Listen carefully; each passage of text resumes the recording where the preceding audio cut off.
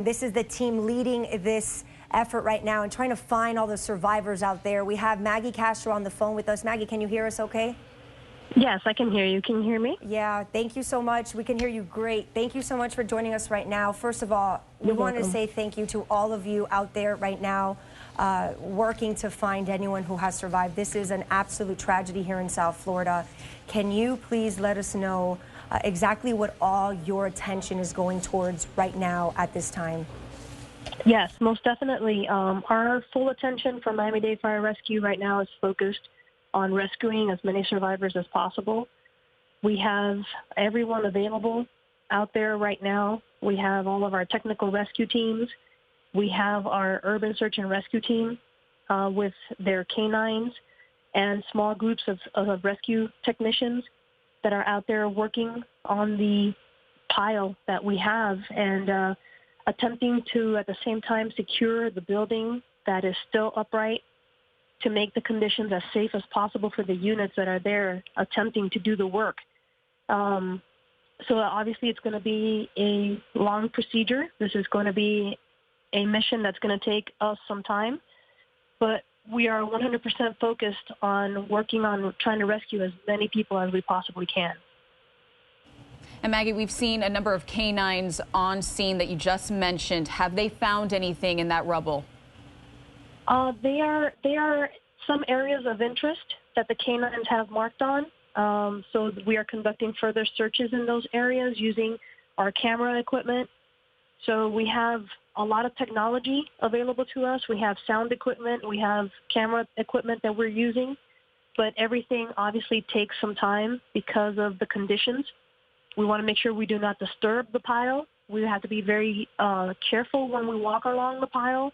So we have our task force engineers out there making sure that everyone is as safe as possible. And like I said before, we also have to contend with the building that is still standing and making sure that we don't have any secondary collapses. Maggie, do you believe that there are survivors under that rubble right now? We're never going to give up hope that we're going to find survivors. We are always going to keep our hopes up and do the best we can. It's what we do. We save people. So we are definitely working to try to save as many as we possibly can. If anybody's under there, we're going to go find them. Absolutely, and you've already saved a number of people. Can you talk a little bit about how many people were rescued, any transports? As of now, the last update that I received, we've been able to remove approximately 35 people from the site. I'm not exactly sure where we were able to take these people from. 10 people were treated on scene, 8 remained on scene, and 2 were taken to the hospital. It's the latest numbers that I have right now. And Maggie, can you clarify something for us? Because earlier we understand that there are cadaver dogs and then there are live victim dogs. Can you explain the difference? And also, when in this procedure do you switch from a search and rescue effort to a search and recovery effort? Can you explain that to everybody right now? Well, the dogs that we have out there right now, as far as I know, are search and rescue canines for live victims. We are going to be using our live victim canines until it is deemed to switch from a rescue operation to a recovery operation. That's going to be determined on a much higher level. There is a joint effort going on, so once command determines that it's the possibility of viable victims being there, they will then determine the search to switch over to a recovery effort. But right now we're a full 100% rescue mode, and we have all of our live victim dogs out there, and that's the ones that you see that are searching the piles at this time. Maggie, cadaver this is dogs go ahead, I'm sorry. No, it's okay. Cadaver dogs would be something that would be used obviously once the mission turns into a recovery, and those dogs specialize in finding cadavers. And Maggie, I was just going to say how important it is to clarify that and emphasize that we are still in a search and rescue mission right now. In other words, 100%. There's still hope. 100%. We are in a rescue mission. We are working to find anyone that could still be in that rubble pile. And you were talking about the canines and that there are a couple of areas of interest. What does that mean? Because you are saying this is still a search and rescue mission. Does that mean there are potentially people under that rubble that are still alive? There's always that potential. The dogs, if they mark a specific area, then we will conduct further searches in that area using our sound equipment, where they have very sensitive microphones that even the tiniest little scratch, a person scratching with their fingernail, we will be able to hear it. And then we have cameras that we can also open small holes in the concrete and put cameras through and search for any victims. That's incredible, truly incredible. It just shows what technology you at the Miami-Dade Fire Rescue use. And speaking on that, Maggie, I know that your entire team, you guys do so many trainings on different hypothetical situations. Is this a situation that the team has been trained on recently? This is a situation that we train for on a pretty regular basis. Collapses are something that we have a specific training area at our training center, our USAR training center for the Miami-Dade Fire Rescue's Florida Task Force 1. We have rubble piles, and our dogs practice on the rubble piles on a regular basis. They're led by Captain Labrada, and she handles all of the canines, and they're very highly trained dogs. And our USAR team, as well as our technical rescue technicians from all of our different technical rescue stations, train on those piles, on how to stabilize the piles, on how to search through them, on how to shore the buildings, shore walls that are potentially that could potentially fail while we're searching other areas. So this is all something that we train on a pretty regular basis. And that's good that you mentioned that, because if there's anyone who is watching this right now, praying and hoping, that gives them confidence, because the team out there of first responders, they've trained on this right here. They've trained. Yes, we train specifically on this, and we want to let everyone know that obviously we are thinking of them and their families, but we're out there doing the best that we can, and we're definitely out there working hard to try to rescue anyone that we can. And I don't know if you guys have the information hotline.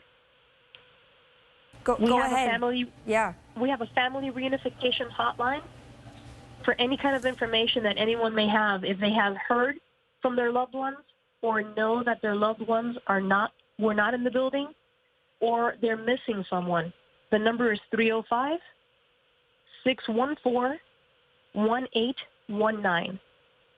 Again, 305-614-1819. That's for any kind of information about the scene, for people from the scene. And there's also a family reunification center. It's located at 9301 Collins Avenue.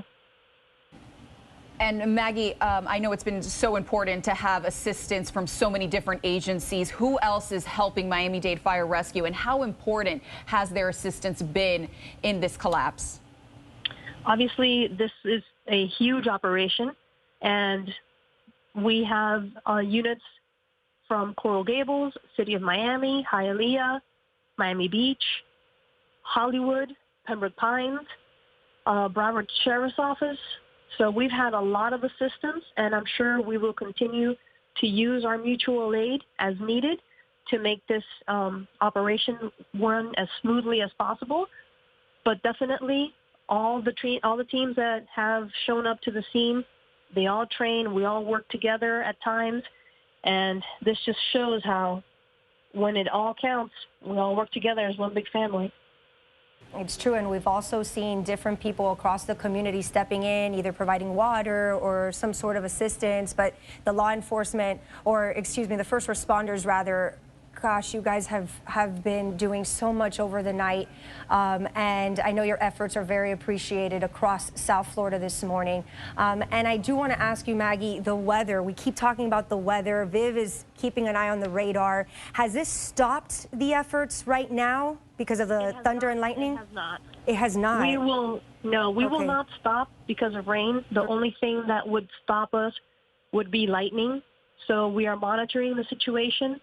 Obviously, rain will slow some of the processes, but it will definitely not stop us unless we get indications that there's the possibility of lightning in the area, and we will have to, make sure that the crews are safe and make sure that everybody that's working is in a safe place.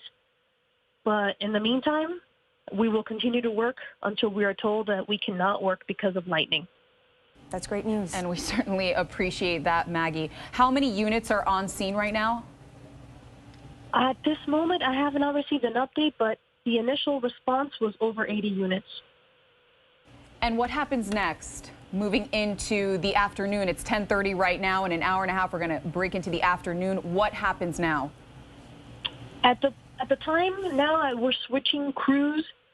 The crews that were working in the middle of the night were supposed to leave this morning, so a lot of them have stayed. The new crews that arrived this morning to work are showing up on the scene. There will be rotations of crews, but the work effort will continue. There will be a continuous flow of work at all times. We are open 24/7, 365.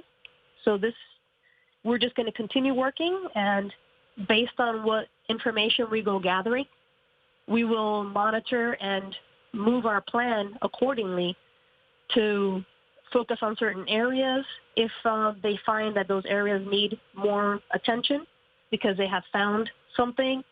It's just it's a moment by moment type of situation, waiting to see what information we gather and what the next move is going to be based on the information that we gather at the moment. Maggie Castro with the Miami-Dade Fire Rescue, thank you so much for clearing up all this information for us. We know you're busy, so we really do appreciate your time.